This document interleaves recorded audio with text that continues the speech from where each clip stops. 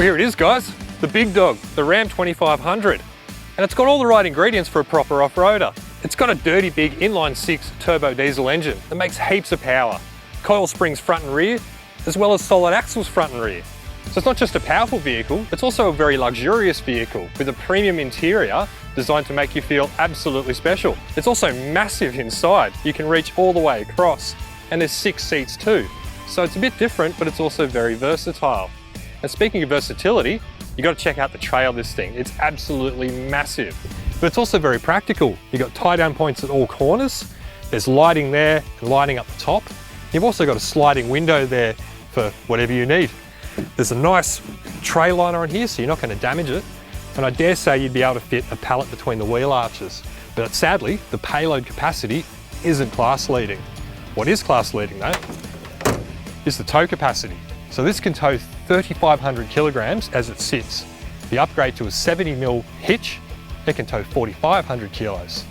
The Ram are telling us this can actually tow up to 8 tonne if you do things like add air brakes to your trailer, but we won't go into that. As it sits right here, 3,500 kilos, and it'll do it with ease. But the $160,000 question, is this vehicle too big for Aussie conditions? We're here today to find out.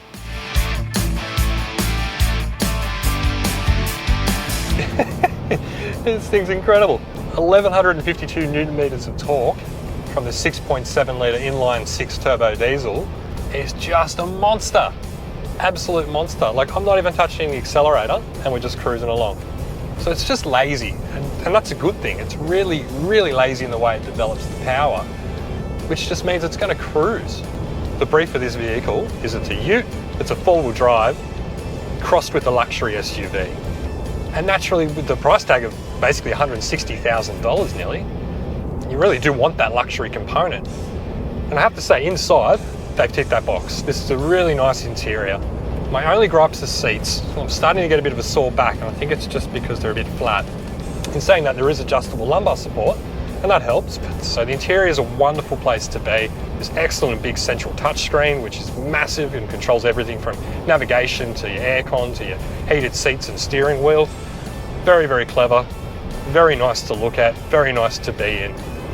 The only other gripe I have is the brakes, but that's a personal thing. I just find them a bit spongy, a bit doughy, a bit, there's a long travel in the brakes, whereas for something this size, weighing well over 3 tonne, I want the thing to stop on a dime. And I know that's asking a lot, but in my opinion, the brake's a little bit doughy.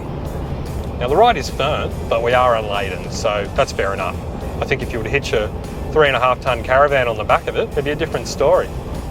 So in summary, what's this thing like to drive on road? Well, it's a cruiser. It's easy to drive, there's no problem with it at all. The steering's nice, sure it's big, but you get used to that really quickly. And if you need a vehicle like this is a big improvement over the previous models. And I really think with that big powerful motor in front, the 6-cylinder inline, it's an absolute winner. Back on the dirt.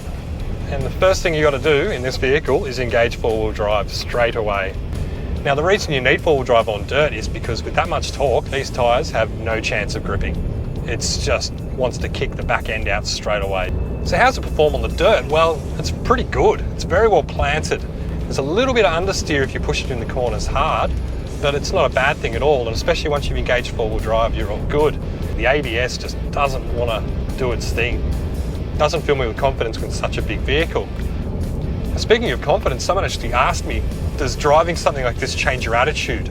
Does it make you a bit of a more aggressive driver? Let's put it that way.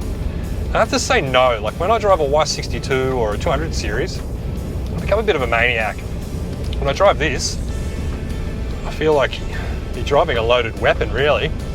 Cabin noise is really good, as you'd expect, because there's so much insulation. Now what I want to see though is what happens when I press this low range button and see if we can actually have a bit of a play off road, because it's a large vehicle, it's super low, you don't have the best approach angle, the side steps hang down, and it's $160,000, so I'm not going to push it too hard. But we're a four-wheel drive publication and I want to see what it can do in low range. Oh, it's so torquey. This motor is superb. The gearbox too, absolutely superb. With that much torque, it's almost too easy. I did notice though in two-wheel drive, getting power down to the ground, it's not that smooth. It's just a quick blip of the accelerator and she chirps. But in four-wheel drive low, the gearing's nice, the throttle's not too twitchy. It's just a big car. That's the problem. It's just so big and low and expensive.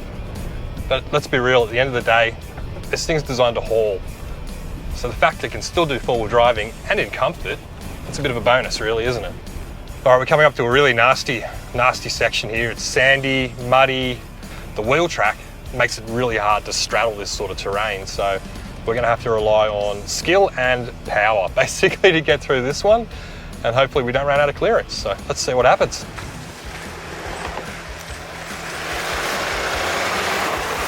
Let's see if we can actually put the proverbial needle through the thread, because this is a big rig on these tight tracks. This really does give a visual into how big this vehicle is on Australian tracks, and also how bad the turning circle is. It's really a bit of a challenge. It keeps you on your toes. How can something be hard and easy at the same time? I think that's the best way to describe the Ram off-road. Just a big unit in these tight tracks. Really good eye-opener. So what do I think about the Ram 2500 off-road? Well, that's your first answer. It's rough. She rides so rough, and I know it's unladen, but this rides like a truck. It's okay on road, and again, when you load it up in a big caravan or something like that, it'd probably be really good, but in terms of going fast on rough stuff, it's not that comfortable. It's a bit of a hassle.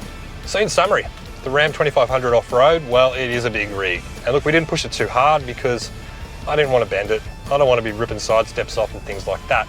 But we did enough to test it. And what we found is the engine's beautiful, super powerful, down low torque, just absolute grunt for days. The gearing's really good as well. So it's got plenty of low range reduction, and the four-wheel drive system engaged easily. Now, I don't like the ABS on dirt. Before, we had some kangaroos jump out in front of us.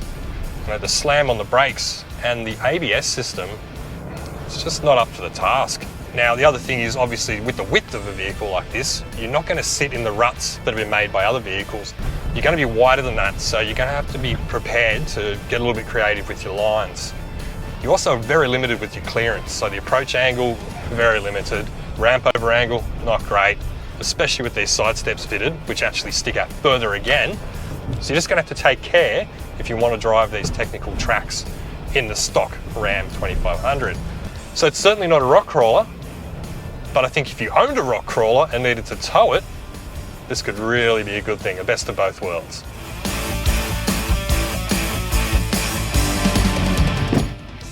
Well, there it is, the Ram 2500. We really wanted to set out to see if it was too big for Aussie tracks. And what can we say? It kind of is. Unless you really hate your paintwork, that is. It's good for sort of forestry tracks, dirt road driving, maybe desert touring, but as a technical off-roader, it's not for you. But who is this car for? Well, if you want a luxury ute, a luxury four-wheel drive, and something to tow massive amounts of weight, the Ram 2500 is definitely worth looking at. But we can't wait to compare it with the new Chevy Silverado that's coming out towards the end of the year.